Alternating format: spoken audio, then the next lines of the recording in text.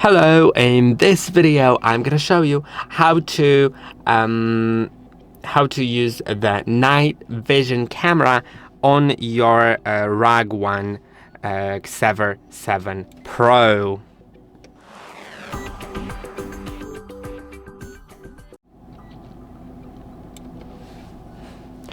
So in order to do it, go to the camera app, and now all you need to do is, you can see I have normal vision now.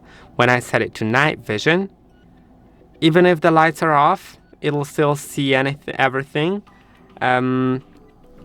We should probably be able to adjust something here. No, you can't. You can just see the night vision. You can zoom in up to 4 times if you'd like. And yeah, as I said, even if it's dark, then it doesn't do anything for the pictures, because it still sees everything.